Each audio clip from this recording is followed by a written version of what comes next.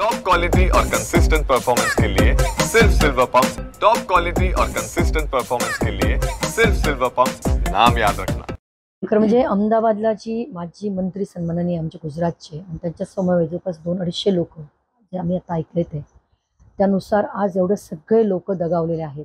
खरं म्हणजे ही अतिशय दुर्दैवी अशी घटना आहे। खरं म्हणजे आत्म्यास शांती मिळो आणि त्यांच्या परिवाराला ते दुःख सहन करण्याची पण ताकद मिळो अशी खरं म्हणजे परमेश्वराला मी प्रार्थना करेन।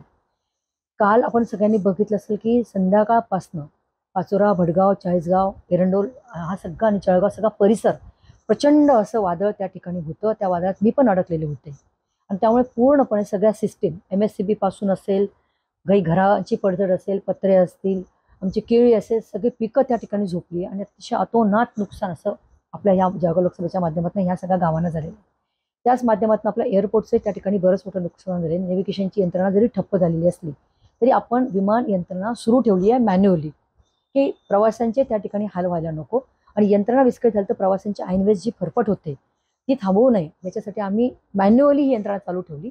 आणि आता आपण त्या ठिकाणी जे काही पार्ट्स गेलेले आहेत ते पार्ट्स आता आपल्याला शिर्डीला पोहोचतील। शिर्डीहून माणूस ते घेऊन आता इथे येईल आणि रात्री उशिरापर्यंत हे सगळी व्यवस्था आपण पूर्वत त्या ठिकाणी करतो।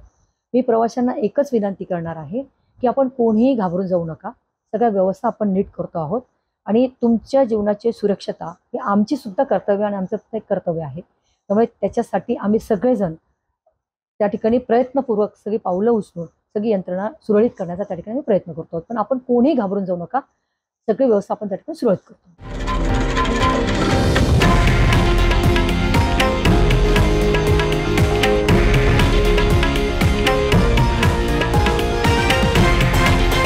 हे आहे देशातील नंबर 1 न्यूज नेटवर्क आणि आपण पाहत आहात TV9 मराठी, एकमेव।